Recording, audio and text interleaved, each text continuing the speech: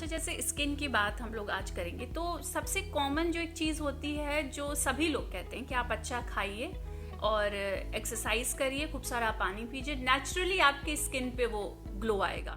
तो बॉडी किससे बनती है? हम जो कुछ खाते हैं, चाहे वो हवा है, अगर हम ऑक्सीजन ले रहे हैं तो वो ऑक्सीजन वाली बॉडी बनेगी, अगर हम पॉल्यूशन में घूम रहे हैं तो उसका असर दिखेगा। तो कैसे पेशेंट आपके पास आते हैं? मतलब ज़्यादातर कोई कुछ प्रॉब्लम लेके आते हैं कि कुछ प्रॉब्लम नहीं होने के बावजूद उनको और सुंदर दिखना है और खूबसूरत दिखना है? तो ये सच बात है कि आज की डेट में हमारी एस्थेटिक मेडिसिन की प्रैक्टिस में 50% क्लाइंट्स ऐसे हैं जो बेटरमेंट के लिए आते हैं, उनको ऐसा सच कोई प्रॉब्लम नहीं होती है। सेलिब्रिटीज चेहरे पे क्या क्या कराते हैं वो तो खबरों में आता रहता है, बॉडी पे भी अपने ऐसा कुछ कराते हैं कि जो आम लोगों को ना पता हो। तो इधर पिछले दिनों आपने एक ट्रेंड देखा होगा, चाहे आलिया भट्ट हो चाहे कोई और हो, कि इन्होंने बेबी डिलीवर किए और उसके बाद एकदम शेप में दिखाई देते हैं। हाँ। तो यहाँ पे रोल हमारी एस्थेटिक मेडिसिन का ही आता है।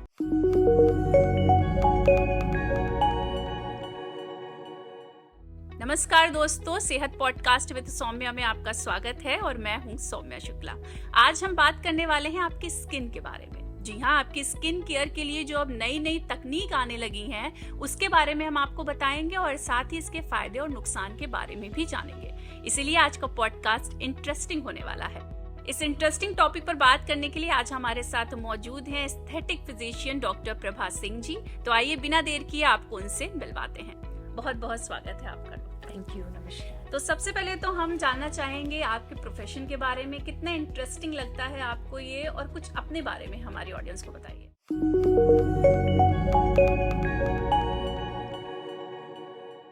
मुझे इस फील्ड में काम करते हुए लगभग 20 साल हो गया है। तो सौम्या, आपको याद होगा कि 20 साल पहले डॉक्टर का मतलब होता था हार्डकोर इंजेक्शंस एंड सर्जरीज। तो जब मैंने MBBS किया उन दिनों में ब्यूटी और कॉस्मेटोलॉजी, ब्यूटिशियंस का या पार्लर्स का, सैलून का काम होता था, डॉक्टर्स का काम नहीं होता था।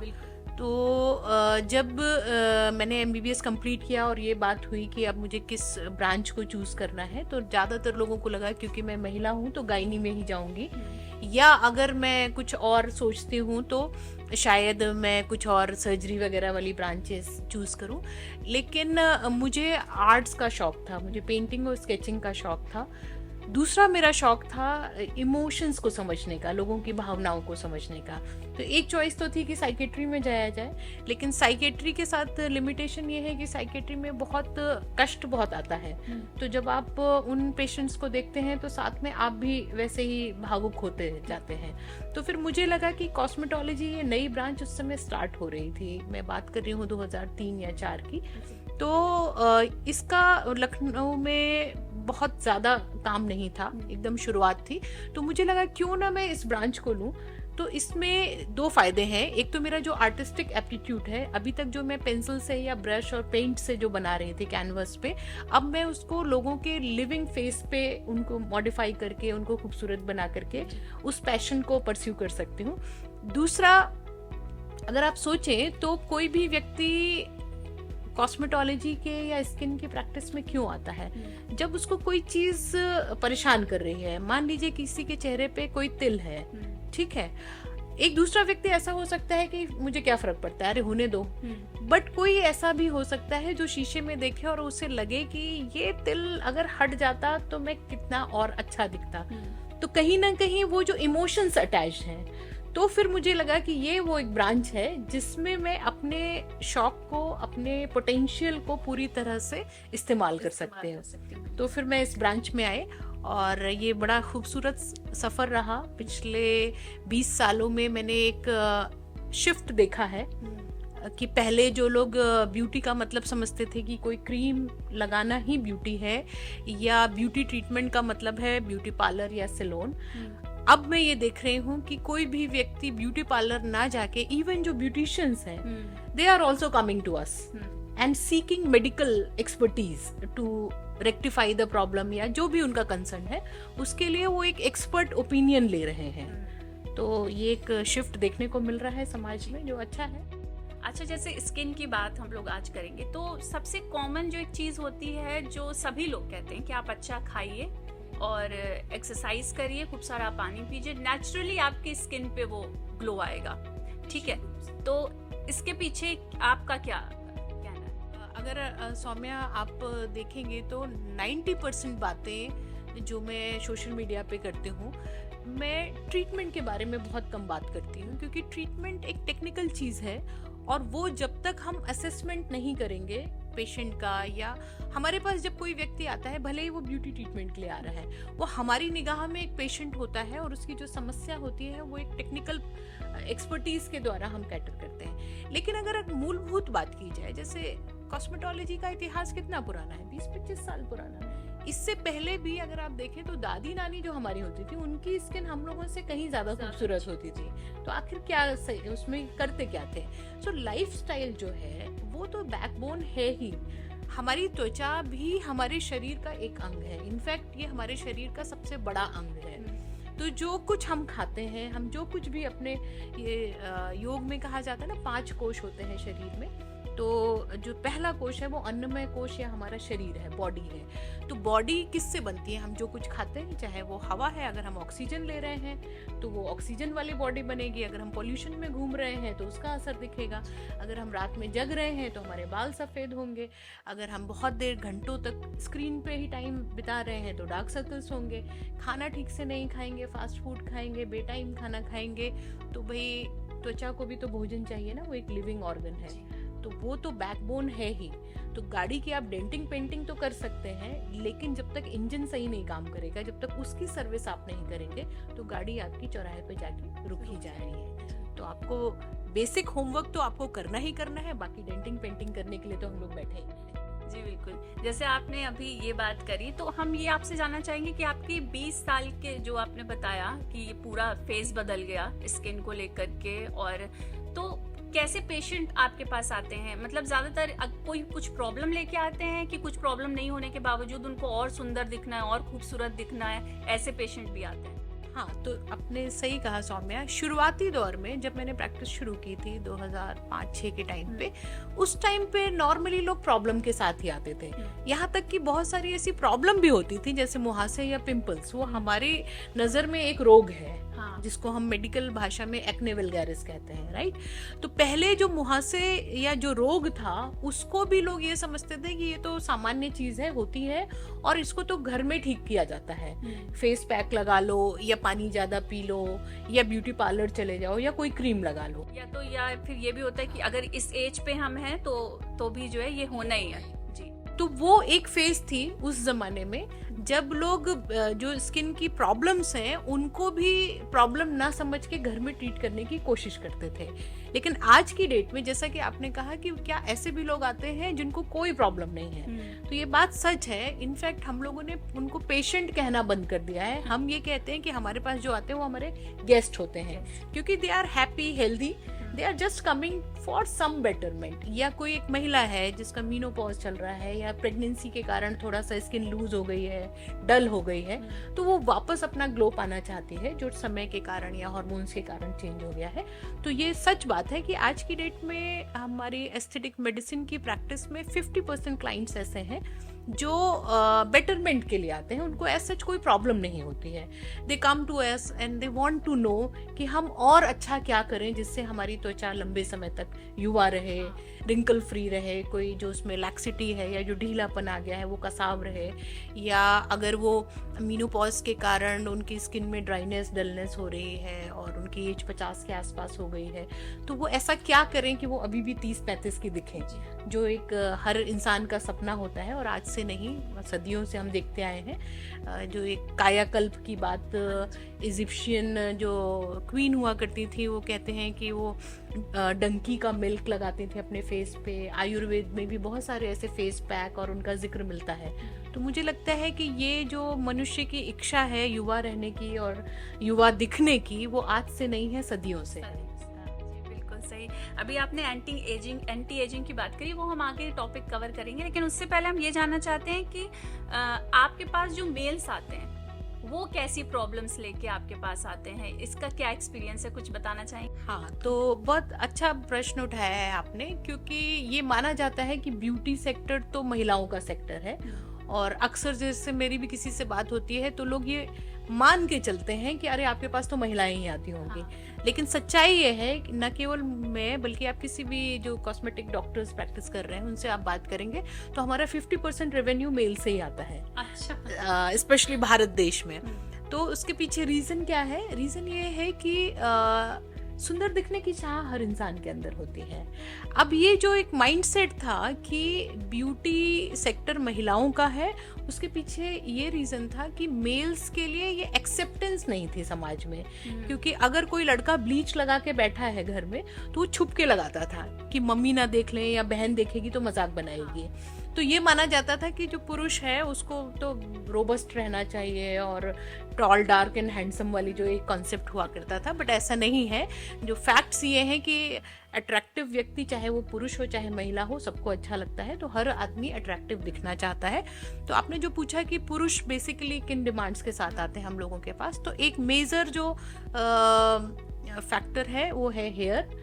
एक तो जेनेटिक कारणों से भी, जिसको हम मेल पैटर्न बाल्डनेस या एंड्रोजेनेटिक एलोपेशिया कहते हैं, तो कुछ पुरुषों के बाल पीछे को खिसक जाते हैं, उनकी जो माथा है बहुत चौड़ा हो जाता है। तो वो एक बेसिक ट्रीटमेंट है जिसके लिए पुरुष आते हैं हम लोगों के पास। इसके अलावा पिंपल्स लड़कों को भी होते हैं तो लड़के भी आते हैं पिंपल्स को ठीक कराने के लिए। टैनिंग, इंडियन स्किन जो हमारा स्किन टाइप है, हम लोग धूप से बहुत जल्दी टैन हो जाते हैं और गोरे दिखने का चार्म तो अभी भारत देश में बहुत ज़्यादा है। तो वो पेशेंट्स उसके लिए भी आते हैं टैन रिमूवल के लिए।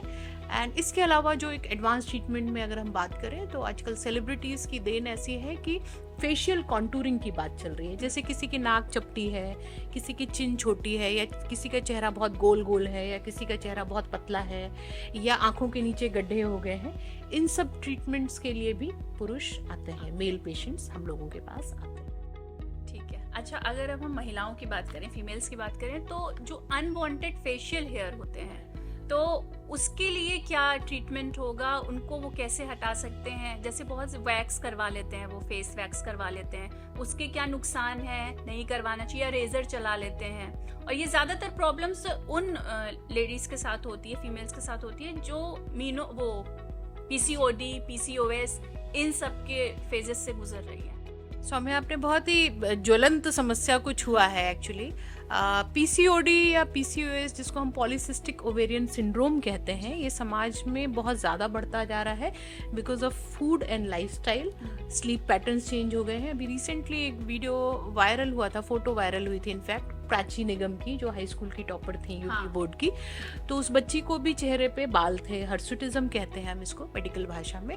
तो हमारे शरीर के अंदर जो हार्मोनल परिवर्तन होते हैं, जब हमारा खान पान सही नहीं होता है, जब हमारा सोना जगना ठीक नहीं होता है, तो एंड्रोजन हार्मोन जो यूजुअली मेल हार्मोन कहलाता है, उसकी अधिकता होने लगती है, वो हावी होने लगता है हमारे फेमिनिन हार्मोन पे।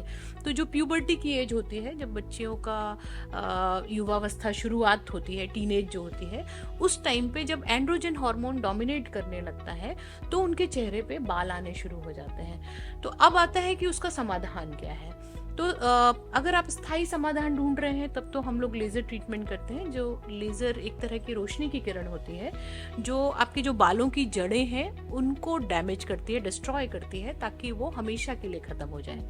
लेकिन बहुत सारे लोग ऐसे हो सकते हैं जो लेज़र ट्रीटमेंट के लिए उनके पास समय नहीं है या पैसे की समस्या है और वो कुछ टेम्प्रेरी ट्रीटमेंट ढूंढ रहे हैं। तो रेज़र यूज़ करने में या फेस वैक्स कराने में कोई बुराई नहीं है एज सच, बशर्ते वो आपको सूट कर रहा हो। सपोज कोई लड़की है जो वैक्स करा रही है चेहरे की और उसको दाने निकल आ रहे हैं या उसका चेहरा लाल हो जा रहा है या एलर्जी हो जा रही है, तो निश्चित रूप से उसको वो ट्रीटमेंट नहीं कराना चाहिए। लेकिन कोई एक और महिला है जो या लड़की है जो कह रही है मैं तो पिछले 2 साल से करा रही हूँ, मुझे कोई प्रॉब्लम नहीं होती है, तो वो करा सकते हैं। बस ये है कि वो जीवन पर्यंत उनको कराते रहना पड़ेगा। लेकिन यहाँ पे जो इम्पॉर्टेंट चीज़ है कि अगर वो आपके जो चेहरे के बाल हैं वो बहुत पतले और रोएदार हैं, या आपके परिवार में बहन को या मदर को भी रहे हैं, नानी को भी रहे हैं, तो उनको हम जेनेटिक कहते हैं, ग्रोथ कहते हैं। उनको आप ब्लीच से कवर कर सकते हैं, उनको आप थ्रेडिंग करा सकते हैं या आप फेस वैक्स कर सकते हैं। लेकिन अगर वो बाल बहुत काले और दाढ़ी जैसे एकदम लड़कों जैसे बाल हो रहे हैं तो निश्चित रूप से आपके शरीर में कुछ एबनॉर्मेलिटी है, कहीं ना कहीं आपके शरीर में हार्मोनल इम्बैलेंस चल रहा है वो पीसीओडी हो सकता है, और भी हार्मोन होते हैं ब्रेन से, और भी बहुत सारे हार्मोन सिक्रीट होते हैं जिनके कारण भी ये हो सकता है। कभी कभी दवाइयों के साइड इफेक्ट से भी हो सकता है कि आप पिगमेंटेशन हटाने के लिए आपने या गोरे होने की कोई क्रीम खरीदी थी और उसके बाद आपको बाल निकलने लग गए हैं। तो ऐसी स्थिति में एडवाइजेबल ये है कि आप चिकित्सक के पास जाएं, आप डॉक्टर के पास जाइए, जो भी स्किन एक्सपर्ट है या एस्थेटिक फिजिशियन है उनके पास आप जब जाएंगे तब वो आपके जो मूलभूत कारण है उसको आइडेंटिफाई करेंगे, उसके बाद और तब वो हो सकता है कि एक सिंगल कोई गोली खाने से या कोई लाइफस्टाइल चेंज करने से ही आपकी समस्या का समाधान हो जाए। तो ऐसे में आपको बहुत सारे पैसे नहीं खर्च करने हैं और ना जीवन भर परेशान होना है। और अदरवाइज भी अगर मान लीजिए आप फेस वैक्स करा रहे हैं या लेजर भी करा रहे हैं, तो जब तक आप मूलभूत समस्या को नहीं सॉल्व करेंगे तो वो बार बार होता रहेगा। तो आप कब तक कराओगे भाई? आपके पैसे, समय, सब कुछ जा रहा है और वो उम्र आपकी ऐसी है जब आपको अपने करियर पे ध्यान देना है, अपनी पढ़ाई पे ध्यान देना है। तो जैसे प्राची के केस में लोगों ने बहुत क्रिटिसाइज किया कि भाई इनका ख्याल क्यों नहीं रखा गया। तो जो बच्ची टॉप कर रही है एक बोर्ड एग्जाम में, तो निश्चित रूप से वो अपना सारा समय और एनर्जी अपनी पढ़ाई पे दे रही थी। तो या तो वो पढ़ाई कर लेती या वो अपनी साज सज्जा कर लेती, बट यहाँ पे बीच का रास्ता लेना पड़ेगा हमें, क्योंकि आपके सिर्फ डिग्री और करियर से ही जीवन नहीं चलता है। आपका पर्सनालिटी भी बहुत मैटर करता है, लोग आपको जज करते हैं। आप इंटरव्यू के लिए भी जाएंगे, कहीं भी जाएंगे, आप अपना खुद का कॉन्फिडेंस खो रहे होते हैं। तो ऐसे में अगर पीसीओडी की डायग्नोसिस है और lifestyle is the major root cause, तो लाइफस्टाइल तो कोई भी ठीक कर सकता है। इनफैक्ट जब आप लाइफस्टाइल ठीक रखेंगे तो आपका करियर और पढ़ाई भी अच्छी होगी। भाई आप सोना जगना ठीक रखिए, अपना खाना पीना ठीक रखिए, तो अपने आप ही ठीक हो जाएगा, फिजिकली, मेंटली, सब। जी बिल्कुल। अच्छा, अभी आपने लेजर ट्रीटमेंट की बात करी, तो ये क्या है, क्या प्रोसेस रहता है और क्या कॉस्ट आती है और कितने टाइम पीरियड तक इसका असर दिखता है आप पे? तो लेजर एक फिजिक्स का शब्द है जिसमें हम जो जैसे विजिबल लाइट स्पेक्ट्रम, जैसे बल्ब की लाइट है या ट्यूब लाइट है, ये जो रोशनी है इसको हम विजिबल लाइट कहते हैं, ठीक है। इसके बाद इंफ्रारेड होते हैं और भी अलग अलग वेवलेंथ की लाइट होती है। तो लेजर एक सिंगल वेवलेंथ की, एक सिंगल, जिसको हम हिंदी में आयाम कहते हैं, उसकी रोशनी की किरण होती है। तो एक मशीन होती है, मशीन के अंदर लैंप होता है, उस लैंप से वो रोशनी निकलती है और जब वो सरफेस पे या जहाँ भी हम त्वचा पे या जहाँ भी इस्तेमाल कर रहे हैं वहाँ पे जब वो आती है तो उसको एम्पलीफाई किया जाता है, मतलब उसकी पावर और बढ़ा दी जाती है। प्लस वो उसका जो डायरेक्शन है वो सिंगल लाइन में होता है, वो इधर उधर स्कैटर नहीं होती है लाइट, राइट। जैसे बल्ब की लाइट है वो हर दिशा में जाती है। लेजर बीम एक टारगेटेड बीम है जो जहां पे हमें डालनी है वहीं पे पड़ेगी। अब प्रश्न आता है कि लेजर क्या सिर्फ बालों को हटाने के लिए ही इस्तेमाल होता है या और भी कहीं इस्तेमाल होता है? तो आपने कटिंग लेजर सुना होगा, जो ग्लास कटर्स होते हैं वो भी लेजर यूज करते हैं, वहां पे वो ग्लास कट करने के लिए यूज करते हैं। देन आपने सुना होगा लेसिक लेजर, जो आंख के डॉक्टर इस्तेमाल करते हैं। तो आंखों का कॉर्निया को इस तरह से मोल्ड करते हैं कि आपका चश्मा हट जाता है। अब आते हैं हमारी डर्मेटोलॉजी या कॉस्मेटोलॉजी में जो हम लेजर यूज करते हैं, यहाँ पे हम 3-4 तरह के लेजर यूज करते हैं। एक लेजर जो सबसे ज्यादा पॉपुलर है और लोगों को लगता है शायद लेजर इसी काम के लिए होता है, वो है अनचाहे बालों से छुटकारा। दूसरा लेजर हम लक्षणों को या टैटू, जो अनचाहे गोदना जिसको बोलते हैं, गांव वगैरह में बनवा लेते हैं। बाद में ऐसा होता है कि आपको किसी जॉब के लिए जाना है और आप डिस्क्वालीफाई होने लगते हैं, जैसे आर्मी की जॉब है, एविएशन जॉब्स हैं, पुलिस की जॉब है, इन सारी जॉब्स में आप टैटू अलाउड नहीं है, तो वो उसको हटवाने के लिए आते हैं, वहां पे हम लेजर का इस्तेमाल करते हैं। इसके अलावा हम स्कार करेक्शन के लिए, स्कार क्या होते हैं, जैसे आपको कोई चोट लग गई है या मुहासे के गड्ढे हो गए हैं या जल गए हैं आप, तो त्वचा आपकी अनइवन हो गई, ऊंची नीची हो गई है, तो उन दागों को ठीक करने के लिए भी हम लेजर का इस्तेमाल करते हैं। तो अब ये जितने लेजर हैं ये सब अलग अलग वेवलेंथ के अलग अलग लैंप होते हैं, इनकी अलग अलग मशीनें होती हैं और वो अलग अलग तरह से अलग अलग उनके सेशंस होते हैं, चार्जेस अलग अलग होते हैं। बट उन सब चीजों में जो कॉमन चीज है कि वो सब एक रोशनी की किरण है, चाहे वो लेसिक लेजर हो, चाहे जन्म के लक्षण या बर्थमार्क हटाने वाला क्यू स्विच लेजर हो, या दाग हटाने के लिए जो हम अर्बियम याग लेजर या CO2 लेजर इस्तेमाल करते हैं। अब आते हैं बालों का लेजर, अनचाहे बालों का लेजर जो समाज में बहुत ज्यादा प्रचलित हो रहा है। इसमें भी कई तरह की मशीनें आती हैं, जिसमें जैसे ND याग लेजर होता है, डायोड लेजर होता है, IPL लेजर होता है। तो इन सब में अलग अलग कैटेगरी होती है, अलग अलग वेवलेंथ यूज होती है, और इसी वजह से इनके जो चार्जेस हैं वो वेरिएबल होते हैं। जैसे कि ये चार्जेस इस पे भी डिपेंड करते हैं कि आप किस बॉडी पार्ट के लिए कितने एरिया के लिए करा रहे हैं। सपोज चेहरे के लिए अगर आपको कराना है, आपको हार्मोनल इम्बैलेंस है, तो अमूमन आप मान के चलिए कि 2-2.5 हजार से 4-5 हजार तक में आपकी प्रति सिटिंग खर्च आ सकता है। इसमें पैकेज आपका 15 हजार से 20 हजार 25 हजार तक जा सकता है। और ये सिटिंग कितनी होती है? आते हैं उस पे भी। और इसके अलावा जैसे चार्जेस की हम बात थोड़ी सी और कर लें कि अगर फुल बॉडी कराना है, या महिलाओं को अंडर आर्म्स के लिए कराना है, या प्राइवेट पार्ट्स या बिकनी लाइन के लिए भी लेजर काफ़ी पॉपुलर हो रहा है इस समय, तो इन सब एरियाज के हिसाब से चार्जेस 5,000 6,000 ऐसे होते हैं। अब आते हैं सिटिंग्स पे।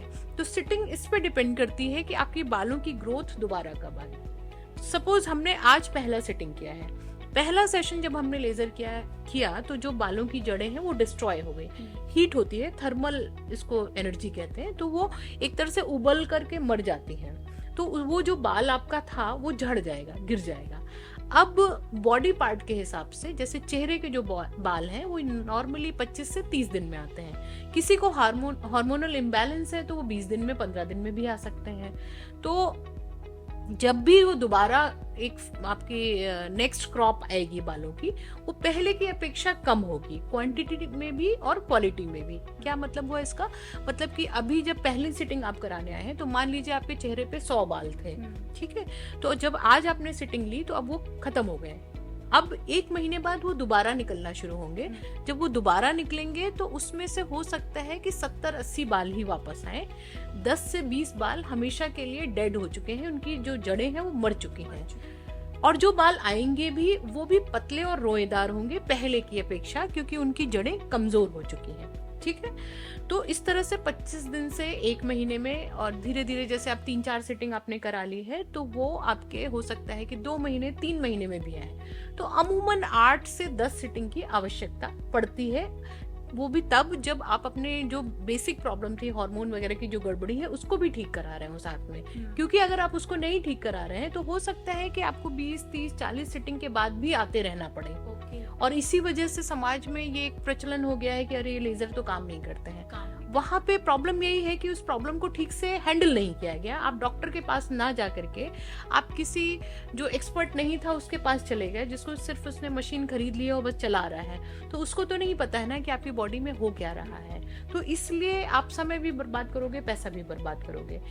अब उसी में आते हैं, अगर आप बाकी बॉडी पार्ट्स के लिए कर रहे हैं, सपोज कई बार जेंट्स भी, बॉयज भी कराते हैं जो स्पोर्ट्स में होते हैं या जिम जाते हैं, तो चेस्ट पे या लेग्स में बहुत बाल हैं, बारिश के महीने में उनको खुजली होने लगती है, या रेजर यूज करने से रेजर बम्प्स हो जाते हैं, तो वो लोग भी लेजर ट्रीटमेंट कराते हैं। अनवांटेड हेयर तो वो भी हैं, तो उनके जो शरीर के हमारे बाल हैं वो ज्यादातर 2 से 3 महीने में दोबारा ग्रोथ आती है। तो सपोज आज आपने एक सिटिंग कराई है, अब ये बाल आपके झड़ जाएंगे, क्लीन हो जाएगी स्किन आपकी, जैसे वैक्सिंग के बाद हो जाती है, तो उसके बाद ज्यादातर 2 से 2.5 महीने में आवश्यकता पड़ती है उन बॉडी पार्ट्स में। तो ये डिपेंड करता है कि आप किस बॉडी पार्ट के लिए करा रहे हैं और आपका हार्मोनल स्टेटस क्या है। Transgenders are seeking these treatments a lot nowadays. जैसे ट्रांसजेंडर्स के हार्मोन, जो मेल्स हार्मोन के कारण उनके चेहरे पे बाल होते हैं, लेकिन उन्होंने आइडेंटिटी एक फीमेल के लिए रखी है, तो दे डू नॉट वांट, तो उनको डेली रेजर करने के बाद भी उसके रूट्स ग्रीन ग्रीन दिखाई दे रहे होते हैं। So they are seeking these laser treatment. So it's variable and charges मोटा मोटा अगर हम बात करें तो चेहरे की बात कर रहे हैं तो 2,500 से 3,000 पर सिटिंग। फुल बॉडी की बात करें तो 15,000 से 40,000 45,000 depending on machine and clinic. आप टेक्नोलॉजी कौन सी यूज़ कर रहे हैं, जो सस्ती टेक्नोलॉजीज हैं, चाइनीज़ मशीनें हैं, IPL वगैरह, वो सस्ते में हो जाते हैं। क्या डिफरेंस रहता है दोनों में अगर हम? तो जो सस्ती मशीनें हैं जैसे IPL है या चाइनीज मशीनें हैं, उसमें सेफ्टी प्रोफाइल लो होता है। ऐसे समझिए कि आपने एक ब्रांडेड मोबाइल खरीदा, एक एप्पल का मोबाइल खरीदा और एक आपने चाइनीज मोबाइल खरीदा, तो आपने सुना होगा कि जो ये सस्ते मोबाइल होते हैं इसमें रेडिएशंस होते हैं। उसमें वायरस आ सकते हैं। जो आप महंगा मोबाइल खरीदते हैं वो सेफ होता है, आपके लिए सेफ होता है, आपका डेटा सेफ होता है। तो उसी तरह से ये जो लेज़र मशीनें होती हैं, लेज़र मशीन एक तरह का लैंप है, एक तरह का, ऐसे समझिए उसके अंदर एनर्जी है, बहुत हाई एनर्जी है। तो अगर आप सस्ती मशीन खरीद रहे हैं तो मशीन में ब्लास्ट हो सकता है, मशीन से आपकी स्किन बर्न हो सकती है। देन उसमें से जो लाइट निकल रही है वो स्पेसिफिक नहीं है, वो पता चल रहा है बाल पे तो नहीं असर कर रही है, आपकी त्वचा को जरूर जला रही है। अच्छा, जैसे कॉमन आदमी है, एक आम इंसान है, वो कैसे ये समझेगा कि आप उसको कौन सी मशीन से ट्रीटमेंट दे रही हैं? आपने तो उसको क्लियर कर दिया, लेकिन कहीं कहीं वो गया और उन्होंने जो है दूसरी मशीन यूज कर ली और उसको नुकसान हो गया, तो इस चीज को कैसे समझा जाए? तो इसमें सबसे पहले तो इम्पोर्टेंट चीज़ ये है कि ये बात सच है कि लेज़र ट्रीटमेंट करते समय तो आपकी आंखें कवर कर दी जाती है, लेकिन आंखें कवर करने से पहले तो आपकी काउंसलिंग होती है ना, उसमें आप ये सवाल पूछ सकते हैं कि आप कौन सी टेक्नोलॉजी यूज़ कर रहे हैं। और यूजुअली इसमें जो मशीनें होती हैं उसमें US FDA चलता है, फूड एंड ड्रग एडमिनिस्ट्रेशन, जो अमेरिका का है, उसको सबसे स्ट्रिक्ट माना जाता है। तो हम ये मानते हैं हमारे इंडस्ट्री में कि जो मशीनों को US FDA से क्लैरिफिकेशन या सर्टिफिकेट मिला हुआ है वो सुरक्षित मशीनें हैं। बट आजकल ये ट्रेंड में है कि लोग किसी भी मशीन को US FDA अप्रूव्ड कहते हैं, तो वो होमवर्क तो कस्टमर को करना पड़ेगा कहीं जाने से पहले, ये एक जरूरी चीज है। अब आप साड़ी खरीदने गए हैं और उसने आपको कोई बहुत महंगा कपड़ा, मलमल का कपड़ा या कुछ बता करके कुछ और बेच दिया है, तो ये सजगता, ये अवेयरनेस तो आपको लानी पड़ेगी। इसमें कर ये सकते हैं आप, डॉक्टर का एक्सपीरियंस देख सकते हैं कितना पुराना रिकॉर्ड है। जैसे मुझे इस इंडस्ट्री में काम करते 20 साल होने को आ गया है, and I am passionate about machinery also. तो हमारी जो भी मशीनें हैं उसको हम अपनी वेबसाइट पे डिस्प्ले करते हैं। बाकी कोई भी क्लाइंट यहाँ आता है, हम उसको अपनी मशीन दिखाते हैं, मशीन का नाम बताते हैं, आप उसको गूगल कर लीजिए, जो भी आपने मशीन देखी आप उसकी फोटो खींच लीजिए, उसको जाके गूगल में सर्च कर लीजिए। एंड सबसे बड़ी चीज़ ये है, हाथ कंगन को आरसी क्या, पढ़े लिखे को फारसी क्या। जब आप पहली सिटिंग कराएंगे तो आपको खुद समझ में आएगा कि रिजल्ट आ रहा है या नहीं आ रहा है, सेफ्टी क्या है, आपकी स्किन में कोई प्रॉब्लम तो नहीं हो रही है। तो ये सब फैक्टर्स। लेजर क्या हमारे जो जहाँ जहाँ डार्क स्किन हो जाती है उसमें भी फायदा करता है? डार्क स्किन अब अपने आप में एक बड़ा जनरलाइज टर्म है, ये कोई डायग्नोसिस नहीं है ना। तो जैसे मेरे पास पेशेंट आके कहते हैं ग्लो नहीं है मेरे चेहरे पे, ये सबसे मुश्किल सवाल मुझे लगता है कि मुझे उसकी इमोशंस को समझना पड़ता है कि उसके लिए ग्लो की परिभाषा क्या है। ठीक है, तो उसी तरह से डार्क स्किन की परिभाषा क्या है कि वहाँ पे कोई ब्राउन पैच हो गया है, या वहाँ पे उसको धूप से रंग दब गया है, या उसको किसी दवा का साइड इफेक्ट हो गया है, या उसको कोई बचपन से कोई दाग था जिसकी वजह से डार्क है। तो वहाँ पे डायग्नोसिस बनना सबसे महत्वपूर्ण काम है कि पहले उसको डायग्नोस किया जाए कि वो समस्या है क्या। उस समस्या के हिसाब से लेजर किया जा सकता है। और ये भी हो सकता है कि आपको डॉक्टर आपके 150 रुपए की कोई क्रीम लिख दे, उसी से समस्या का समाधान हो जाए। तो आप इतने, जहाँ पे सुई से काम चल सकता है वहाँ पे तलवार उठाने की क्या आवश्यकता है ना। तो yes, laser we do for pigmentation also, for brown spots, या जो फ्रेकल्स होते हैं, छोटी छोटी ब्राउन बिंदियां होती हैं, इन सब में लेजर बहुत अच्छा काम करता है। लेकिन हम लोग ये कोशिश करते हैं कि लेजर को तभी उठाया जाए जब क्रीम से या सस्ते ट्रीटमेंट से काम नहीं हो रहा है। पेशेंट के मनी भी तो इम्पोर्टेंट है ना, तो जब उससे काम हो सकता है तो फिर लेजर क्यों लिया जाए। ठीक है, अच्छा अब हम आ जाते हैं सेलिब्रिटीज पे। ठीक है, सेलिब्रिटीज चेहरे पे क्या क्या कराते हैं वो तो खबरों में आता रहता है, लेकिन ऐसा कुछ आप हमारे ऑडियंस को बता सकते कि वो बॉडी पे भी अपने ऐसा कुछ कराते हैं कि जो आम लोगों को ना पता हो और आप बताना चाह रही हैं? देखिए, इसीलिए इस ब्रांच को हम एस्थेटिक मेडिसिन कहते हैं। तो एस्थेटिक शब्द का क्या मतलब है? एस्थेटिक मतलब वो चीज जो आंखों को सुंदर लगे। जैसे हम यहाँ बैठे हैं, हमने ये प्लांट रखा, तो इसका पर्पस क्या है? इसका पर्पस फिलहाल यहाँ ऑक्सीजन देना नहीं था। इसका पर्पस एस्थेटिक अपील देना ही है ना। तो किसी भी व्यक्ति को जब हम देखते हैं तो क्या हम सिर्फ चेहरे को देखते हैं? नहीं, वो व्यक्ति इन टोटलिटी, चाहे उसकी स्माइल हो, चाहे उसके भाव हो, हर चीज का रोल होता है उसके करिश्मा में, उसकी ब्यूटी में, उसके अट्रैक्टिव होने में। कोई ऐसा व्यक्ति भी हो सकता है जो बहुत सांवला हो लेकिन वो बहुत अट्रैक्टिव लगता है। तो अब आते हैं कि क्या क्या ट्रीटमेंट और हम लोग क्या कहाँ उसमें दखलंदाजी करते हैं सेलिब्रिटीज के फिटनेस में या अट्रैक्टिवनेस को बढ़ाने में। तो इधर पिछले दिनों आपने एक ट्रेंड देखा होगा, चाहे आलिया भट्ट हो चाहे कोई और हो, कि इन्होंने बेबी डिलीवर किए और उसके बाद एकदम शेप में दिखाई देते हैं। तो यहाँ पे रोल हमारी एस्थेटिक मेडिसिन का ही आता है। तो body contouring is one part which we are doing beyond face. और इसके अलावा लेज़र हेयर रिमूवल की हमने ऑलरेडी बात कर ली है। बॉडी शेपिंग में हम लोग मसल्स पे काम करते हैं, अनवांटेड फैट पॉकेट्स पे काम करते हैं। जैसे किसी व्यक्ति का वजन तो बिल्कुल नॉर्मल है लेकिन उसको टंगी निकली हुई है, या किसी एक पर्टिकुलर हिप जॉइंट में या किसी ऐसी जगह पे फैट है जिसकी वजह से उसका शेप अच्छा नहीं दिख रहा है। तो यहाँ पे क्रायोलाइपोलिसिस या कूल स्कल्पटिंग ट्रीटमेंट करते हैं हम लोग, या लाइपोसक्शन जो प्लास्टिक सर्जन्स करते हैं, या फिर उसमें हम छोटे एरियाज होते हैं जैसे डबल चिन है, किसी को चिन के नीचे फैट हो रहा है, वहाँ पे हम इंजेक्शंस यूज़ करते हैं जिनसे फैट को डिसॉल्व किया जाता है। तो ये तो बॉडी शेपिंग या कॉन्टूरिंग की बात हो गई। अब आते हैं फेस पे। फेस पे आपने फिलर्स के नाम सुने होंगे कि लिप को पाउट बनाया जा रहा है या आंखों के नीचे गड्ढा है उसको भरा जा रहा है। इसके अलावा इंडस्ट्री में एक बहुत ही इंटरेस्टिंग आजकल एक्सपेरिमेंट्स हो रहे हैं कि कैरेक्टर के हिसाब से, जैसे कि अगर आप सुष्मिता सेन की मूवी ताली अगर आपने देखी होगी तो उनका फेस काफी मैस्कुलिन लग रहा था। कहीं ना कहीं उस कैरेक्टर को देख के लगता था कि हाँ वो ट्रांसजेंडर का पुट है उसमें, जबकि वो इतनी मतलब जो मिस यूनिवर्स रह चुकी हो वो ट्रांसजेंडर कैसे दिख सकती है, राइट। तो she is epitome of beauty otherwise. तो वो हम क्रिएट करते हैं। तो पहले ये इफेक्ट क्रिएट करने के लिए मेकअप का सहारा लिया जाता था, जब ये फिलर्स और ये फेशियल कॉन्टूरिंग जैसे ट्रीटमेंट्स नहीं होते थे। तो उस टाइम पे क्या होता था कि हम लोग डार्क शेड्स, फाउंडेशन या ब्लशर्स वगैरह यूज करके कि चेहरे के कौन से पार्ट को हाईलाइट करना है, कौन से पार्ट को हमें पीछे दबाना है, ये किया जाता था। बट उसकी अपनी लिमिटेशंस होती थी, कलर्स की एक लिमिटेशन होती है। अब जो फिलर्स है they are like sculpting material. जैसे हम मूर्ति गढ़ते हैं तो उसमें मिट्टी को उठा के हमें एक लड़की को गाल उठाने हैं, अगर होठ को बढ़ाना है तो वहाँ थोड़ी सी मिट्टी लगा के उसको शेप दे दिया। उसी तरह से फिलर्स आ गए हैं। तो सुष्मिता सेन का फेस अगर आप देखेंगे तो काफ़ी ब्रॉड लग रहा है, उनकी जो चिन है वो ब्रॉड लग रही है।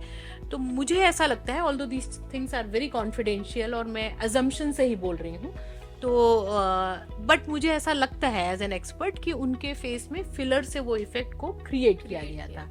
या किसी पुरुष को अगर महिला का कैरेक्टर मिला है तो हम वहां पे भी उसको फेमिनाइज भी कर सकते हैं फेस को। In fact this is one of the complications of facial contouring, जो फ्रेशर्स होते हैं, जो नए डॉक्टर्स ने करना शुरू किया है। तो कई बार वो जो फेस के जेंडर को रिस्पेक्ट नहीं करते हैं और उन्होंने कुछ पॉइंट्स रट लिए कि अच्छा ये इस हड्डी पे यहाँ पे हमें लगाना है। अब वो उस व्यक्ति का फेस, मान लीजिए कोई महिला है और उसके फेस में उन्होंने ऐसी जगह पे वो डाल दिया या चिन में ऐसी जगह डाल दिया जिससे वो ब्रॉड हो गई, या फोरहेड पे ऐसा डाल दिया, या आईब्रोज के साथ ऐसा कुछ छेड़छाड़ कर दी अनजाने में जिससे वो मैस्कुलिन लगने लगा, या कोई मेल फेस को उन्होंने फेमिनिन स्टाइल में इंजेक्ट कर दिया। For example tiger Shroff. तो टाइगर श्रॉफ जब शुरू में इंडस्ट्री में आए थे तो सब उनको करीना कपूर की बहन कह रहे थे, अगर ध्यान हो आपको। And he was looking a very beautiful girl, looking like and but then gradually we noticed कि अच्छा 1-2 साल के बाद अब he is looking quite macho man. तो वो फिलर के जो चेंजेस हैं तो आप कहाँ पे डाल रहे हैं, कैसे उसको मोल्ड कर रहे हैं, ये सब चीजें मैटर करती हैं। अच्छा, कभी कभी बहुत ज़्यादा गड़बड़ भी हो जाता है। जैसे हम देखते हैं कि कई सारी एक्ट्रेसेस हैं, उन्होंने अपने चेहरे पे कुछ करवाया और बिल्कुल अलग लगने लगी, खूबसूरत की जगह वो थोड़ा सा खराब देखने जी। तो ये कैसे हो जाता है और इससे कैसे बचा जाए? तो इसमें देखिए, अगर आप जिस व्यक्ति के पास कराने जा रहे हैं और वो एकदम थ्योरेटिकल डॉक्टर है, जैसे मैंने शुरू में बोला था कि मैं इस ब्रांच में इसलिए आई क्योंकि मुझे पेंटिंग, स्केचिंग का शौक था। तो जब हम लोग पोर्ट्रेट्स बनाते हैं तो हम फीचर्स को नोटिस करते हैं कि अच्छा इसका ये फीचर इस फेस पे, लिप्स इतने अच्छे लग रहे हैं। अब अगर आप एक स्टैंडर्ड, आपको एक सुई दे दी गई, सिरिंज दे दिया गया, उसमें फिलर भरा हुआ है। अब सौम्या मेरे पास आई, मैंने 1 मिलीलीटर वो उठाया और लिप्स में घुसा दिया। फिर कोई सौम्या की फ्रेंड ने देखा कि सौम्या तो बहुत सुंदर लगने लगी, तो सौम्या की फ्रेंड ने कहा मुझे भी करवाना है। वो आई और मैंने भी आंख बंद करके उनको डाल दिया। तो डू यू थिंक कि 2 लोगों में एक ही जैसा रिजल्ट आएगा? नहीं आएगा, क्योंकि हर एक की अपनी एक बेसिक एनाटॉमी है, अपनी एक बेसिक ब्यूटी है, उसको समझना पड़ेगा। वो जो एस्थेटिक सेंस डॉक्टर का होता है, इंजेक्टर का होता है, वो ये देखता है कि उस फेस में क्या अच्छा लगेगा और क्या नहीं अच्छा लगेगा। देन उसके अलावा भी हमारी अपनी एक बोन की बनावट है, तो हम कुछ करेक्शंस कर सकते हैं, कुछ चीजों को ना छेड़ना भी अच्छा होता है, क्योंकि वो आपकी ओरिजिनलिटी है।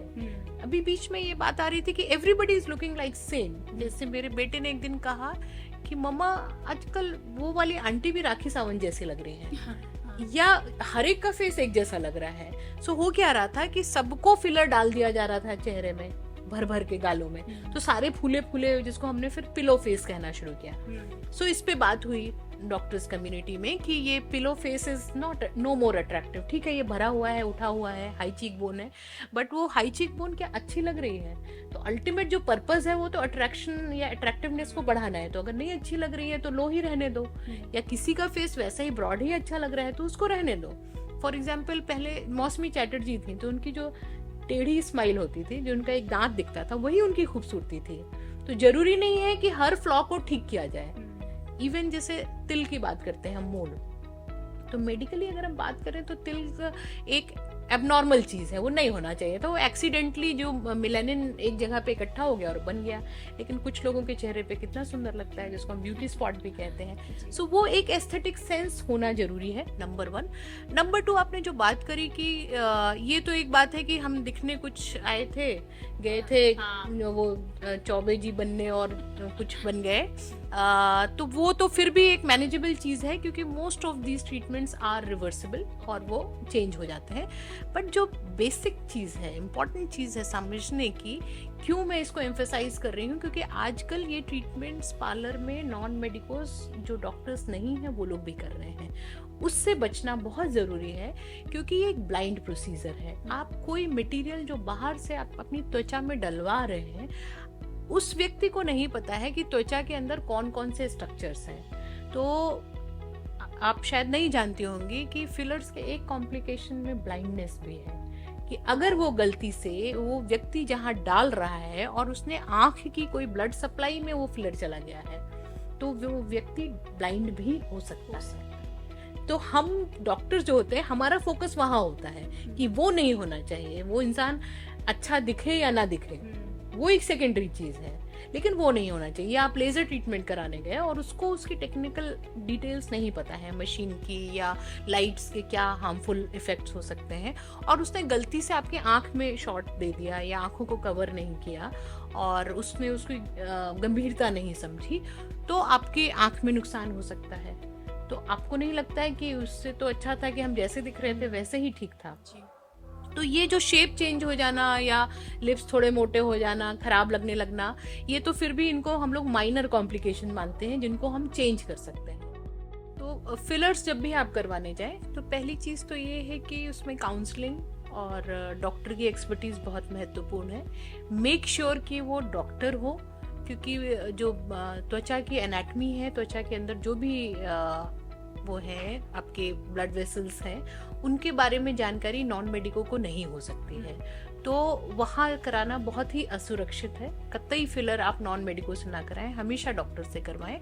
और इसके अलावा डॉक्टर होने के साथ साथ उनका एक एस्थेटिक अपील, एस्थेटिक सेंस होना चाहिए, ताकि आप जो भी फिलर डलवा रहे हैं उसको वो पहले से फ्यूचर मतलब उसको इमेजिन कर सके कि वो उसका आउटकम क्या निकल के आने वाला है आपके फेस में। एंड इसके अलावा एक चीज़ जो ख्याल रखनी होती है कि प्रोडक्ट्स आजकल मार्केट में बहुत सारे आ रहे हैं, उसमें भी जो चाइनीज़ प्रोडक्ट्स भी आ रहे हैं जो सेफ़ नहीं होते हैं। तो गो फॉर ब्रांडेड प्रोडक्ट्स और डॉक्टर को डिसाइड करने दीजिए कि प्रोडक्ट अच्छा हो और आप उसमें पार्टिसिपेट करिए। आप अपने डॉक्टर से पूछिए कि कौन सा प्रोडक्ट्स यूज़ करने जा रहे हैं, क्योंकि अगर आप सस्ता या घटिया प्रोडक्ट यूज़ कर रहे हैं तो उनसे एलर्जी हो सकती है, उनसे आपको इन्फेक्शंस हो सकते हैं और भी कई कॉम्प्लिकेशंस हो सकते हैं। और बाकी तभी करवाएं जब आपको वाकई में लगता है कि वहाँ पे कुछ चेंज करने की आवश्यकता है और अति ना करें। हमेशा इन ट्रीटमेंट्स को ग्रेजुअली शुरू करना चाहिए। मे बी शुरू में आप 1 सिरिंज या 2 सिरिंज से शुरू कर सकते हैं, ताकि आपको जो चेंजेस हो रहे हैं आप उनको देख पाएं कि वो आपको अच्छे लग रहे हैं या नहीं लग रहे हैं। या आपके अलावा जो लोग आपके लिए मायने रखते हैं, आपके पार्टनर हो सकते हैं, आपके परिवार के सदस्य हो सकते हैं। कई बार ऐसा होता है कि पेशेंट यहाँ हमसे करवा के जाते हैं और घर में उनके मम्मी पापा को नहीं पसंद आता है, और वो फिर आकर के हमको डिसॉल्व करने की बात करते हैं। तो ये प्रोडक्ट्स महंगे होते हैं, ये ट्रीटमेंट अमूमन 15,000, 20,000, 25,000 तक के होते हैं। तो आपका पैसा बर्बाद होगा, आपका समय बर्बाद होगा, डॉक्टर की भी मेहनत बेकार जाएगी। तो ये सब चीजें पहले डिस्कस करके और सोच समझ के तभी करानी चाहिए। जैसे आपने बताया एस्थेटिक इमेजिनेशन एक डॉक्टर कर सकता है, तो क्या ऐसी कोई टेक्नोलॉजी नहीं है कि हम चेहरा डालें और उसमें हमें बताना हो कि हमें ऐसी नाक चाहिए, तो हम पहले ही लगा के देख लें? होता है, देखिए यहाँ पे वही वाली इस तरह के ऐप है मार्केट में और सॉफ्टवेयर होते हैं, उनकी हम मदद भी लेते हैं। लेकिन देखिए, क्योंकि हर एक का फेस अलग है ना, तो सौम्या को अगर मैं फिलर डालूंगी तो उनके लिप्स में जो चेंज आएगा वो डॉक्टर प्रभा के लिप्स में डालने में नहीं आएगा, वो कुछ अलग इफेक्ट आएगा। तो वहां पे एक्सपीरियंस, एस्थेटिक सेंस और एनाटॉमी, उन सब का ख्याल रखना पड़ता है। तो एप्स हैं, सॉफ्टवेयर हैं, लेकिन उतने एकदम एग्जैक्ट प्रेडिक्ट करके हम आपको दिखा नहीं सकते हैं। वहां पे आपको ट्रस्ट करना पड़ेगा डॉक्टर के एक्सपीरियंस पे, डॉक्टर के एस्थेटिक सेंस पे, और थोड़ा सा आपको खुद भी एक इमेजिनेशन होनी चाहिए कि ये ऐसा है, और वहाँ पे डॉक्टर आपको गाइड भी करेंगे। इनफैक्ट जो लोग ये ट्रीटमेंट करते हैं, जैसे मैं करती हूँ लिप्स का या नोज करेक्शन या हम आईब्रोज करेक्शन वगैरह करते हैं, तो वहाँ पे उसकी डायमेंशंस होती हैं जो हमें पढ़नी होती हैं बहुत डिटेल में।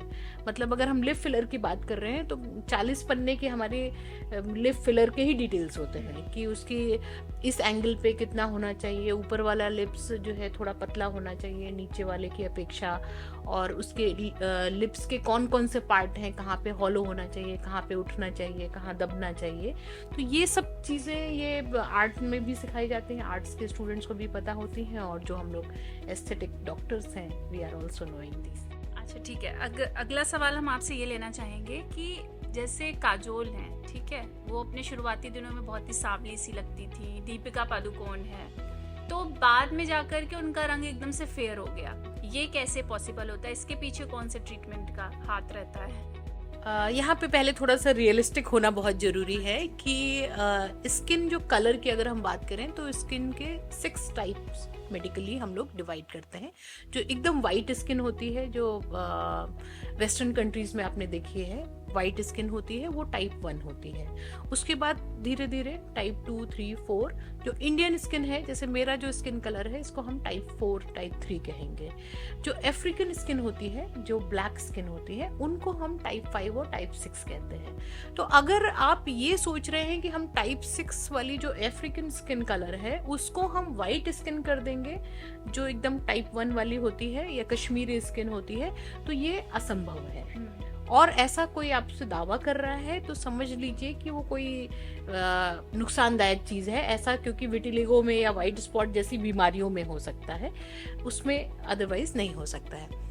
जो संभव है वो ये है कि नॉर्मली जैसे मेरी टाइप की जो स्किन है, विटिश स्किन है, अगर मैं 4 दिन धूप में घूमना शुरू कर दूं या मैं हॉलिडे पे बीच में चले जाऊं तो आपको मालूम ही है कि मेरा शेड 1 से 2 रंग दब जाएगा बिकॉज ऑफ टैनिंग। अब वो भी एक नेचुरल प्रक्रिया है, जैसे हम यूवी रेज का एक्सपोजर होता है तो हमारी त्वचा अंदर के अंगों की सुरक्षा के लिए एक मेलानिन की परत क्रिएट करती है जिसको हम टैन कहते हैं। वो बेसिकली यूवी रेज को से प्रोटेक्ट करने के लिए होती है। तो कायदे से तो वो एक जरूरी चीज है और वो उसको होने देना चाहिए, लेकिन क्योंकि हम लोग को वो पसंद नहीं है, हम टैन नहीं दिखना चाहते हैं। टैन कौन दिखना चाहते हैं? यूएस के लोग, जिसके लिए पैसे खर्च कर रहे हैं वो। बट हम भारतीय लोग अब काफी टैंड हैं ऑलरेडी, तो हम थोड़े वाइट होना चाहते हैं। तो वो 1 से 2 शेड को परिवर्तन किया जा सकता है, और जिन सेलिब्रिटीज का आपने नाम लिया है इन लोगों ने भी वही किया है। तो यहाँ पे 2 स्टेप हैं, एक तो प्रिवेंशन एंड देन टैन हो गया है तो करेक्शन। तो प्रिवेंशन में आप क्या कर सकते हैं? आप जब भी बाहर जा रहे हैं तो आप चाह रहे हैं कि अगर टैनिंग नहीं होनी चाहिए मेरी, तो इसके लिए आप सन प्रोटेक्शन यूज करिए, मतलब सनस्क्रीन का प्रयोग करिए। आप सनस्क्रीन का प्रयोग कर सकते हैं, छतरी का प्रयोग कर सकते हैं, स्टोल का प्रयोग कर सकते हैं। तो जब आप यूवी रेज से, धूप से अपना बचाव करेंगे तो अपने आप ही वो टैनिंग नहीं होगी। ये तो प्रिवेंशन वाली बात हो गई। दूसरी ये हो गई कि अगर टैन हो गया है तो उसको करेक्ट करने के लिए आप ग्लूटाथियोन या आजकल हम लोग ओरल सनस्क्रीन बोलते हैं, इसमें एंटीऑक्सीडेंट्स होते हैं, जिसमें red algae, blue algae, green algae, इनके एक्सट्रैक्ट्स होते हैं। इसके अलावा आपने कैरेट का सुना होगा, टमाटर का सुना होगा, लाइकोपीन होता है, बीटा कैरोटीन होते हैं जो ब्लू एल्गी में, प्रोएंथोसाइनिडीन होते हैं, एस्ट्राजेंथिन होते हैं। ये सारे जो एंटीऑक्सीडेंट्स होते हैं, इनमें सबसे पॉपुलर आजकल है ग्लूटाथियोन। इन एंटीऑक्सीडेंट्स को आप कंज्यूम करते हैं जब खाते हैं ओरली, तो उससे आपका जो मेलानिन एक्स्ट्रा बन रहा है वो टेंडेंसी थोड़ी सी इनहिबिट होती है, तो आपका रंग थोड़ा साफ होता है और थोड़ा स्किन में ग्लो आता है। इसके अलावा और ज़्यादा टैन हो गया है, आप बीच पे होके आए और आप देख रहे हैं कि आपकी त्वचा में जहाँ पे कपड़े थे वहाँ रंग साफ है और जहाँ पे खुला हुआ है चेहरा आपका वो रंग दबा हुआ है, उसको ठीक करने के लिए आप लेजर टोनिंग करा सकते हैं, आप पील की मदद ले सकते हैं, आप कुछ क्रीम्स की मदद ले सकते हैं जिसमें आपकी कोजिक एसिड, अर्ब्यूटिन, इस तरह के इंग्रेडिएंट्स होते हैं जो मेलानिन के जो बनने के प्रक्रिया है उसको थोड़ा सा कंट्रोल करते हैं और उसके माध्यम से आप अपना रंग थोड़ा साफ कर सकते हैं। अच्छा, हमने देखा है कि आजकल जो है ऑनलाइन बहुत सारे प्रोडक्ट्स बेचे जाते हैं और दावे किए जाते हैं बड़े बड़े, तो इसके बारे में आप क्या कहेंगी, कैसे बताएंगे हमारे ऑडियंस को कि कैसे चूज करें सही प्रोडक्ट्स? तो जैसे कि पहले भी हमने जिक्र किया कि ब्यूटी का मतलब काफ़ी लंबे समय तक क्रीम ही समझा जाता था, और आज भी समाज का एक बहुत बड़ा तबका है जो अफोर्ड नहीं कर सकता है टाइम और मनी डॉक्टर के पास जाने का और उससे ट्रीटमेंट लेने का। तो वो लोग यूजुअली कुछ क्रीम कभी मेडिकल स्टोर से या कभी न्यूज़पेपर में विज्ञापन देख करके रंग गोरा करें, इस तरह के प्रोडक्ट्स बिकते रहे हैं और लोग खरीदते रहे हैं। तो वैसे तो गवर्नमेंट थोड़ा बहुत कंट्रोल रखती है कि जो भी इस तरह की चीज़ें बिक रही हैं, जिनको हम OTC कहते हैं, ओवर द काउंटर ब्रांड जो होते हैं, उसमें यूजुअली परसेंटेज कम होता है एक्टिव इंग्रेडिएंट्स का, ताकि वो उनकी सेफ्टी बनी रहे। बट स्टिल मैंने देखा है कि भारत जैसे देश में क्या होता है कि बहुत सारे स्टेरॉयड क्रीम भी आप बिना प्रिस्क्रिप्शन के खरीद सकते हैं। बहुत सारे ऐसे मॉलिक्यूल हैं जो सेफ नहीं है, जो आपको बिना डॉक्टर के कंसल्ट के नहीं लेना चाहिए, वो भी लोग खरीदते हैं। तो अगर आप ऑनलाइन परचेजिंग कर रहे हैं तो मेरा जो सजेशन है आपके लिए, जो बेसिक प्रोडक्ट्स हैं, जैसे आपको एक फेस वॉश खरीदना है, आपको एक सनस्क्रीन खरीदना है, आपको एक मॉइस्चराइजर खरीदना है, ये 3 जो रूटीन स्किन केयर है वो आप खरीद सकते हैं ऑनलाइन ऑफलाइन खुद अपने, बिना डॉक्टर के कंसल्टेशन के। वहाँ पे कुछ बेसिक जो आपको ख्याल रखना है वो ये रखना है कि अगर आपकी स्किन ऑयली है तो आप ऐसा फेस वॉश खरीदें जो ऑयल क्लिंजर वाला हो, जो ऑयल को हटाने वाला हो। अगर आपकी स्किन ड्राई है तो फिर आप नीम फेस वॉश या मुहासे हटाने वाला फेस वॉश मत लीजिए, क्योंकि वो आपकी स्किन को और ज़्यादा ड्राई करेगा। तो ये बेसिक चीज़ें देखने की आदत डालिए। सनस्क्रीन खरीद रहे हैं, आपकी स्किन ऑयली है, जो नॉर्मली पिंपल प्रोन स्किन में यंगस्टर्स की होती है, और यंगस्टर्स ही सबसे ज़्यादा ऑनलाइन परचेजिंग करते हैं, तो वहाँ पे आप ये ध्यान रखिए मैट फिनिश या ड्राई फिनिश वाले सनस्क्रीन का प्रयोग करिए। और फिजिकल सनस्क्रीन कंपैरेटिवली सेफ होते हैं, जिसमें जिंक ऑक्साइड, ये कंपैरेटिवली सस्ते भी होते हैं, उनको लीजिए। फैंसी सनस्क्रीन, बहुत ज़्यादा खुशबूदार प्रोडक्ट्स मत लीजिए, क्योंकि जो फ्रेग्रेंसेस होती हैं उनसे ज़्यादा एलर्जी होती है। एंड तीसरी चीज़ जो है कि आप मॉइस्चराइजर ले रहे हैं, again according to your skin type लीजिए। अगर आपकी ऑयली स्किन है तो वाटर बेस्ड लीजिए, ड्राई स्किन या सेंसिटिव स्किन है तो क्रीम बेस्ड मॉइस्चराइजर लीजिए। तो ये तो 3 बेसिक चीज़ें हैं जो आप बिना डॉक्टर के भी खरीद सकते हैं स्वयं अपने कंसाइंस के हिसाब से। इसके अलावा आजकल एंटी एजिंग प्रोडक्ट या नाइट क्रीम या सीरम्स खरीदने का बहुत ज़्यादा ट्रेंड है।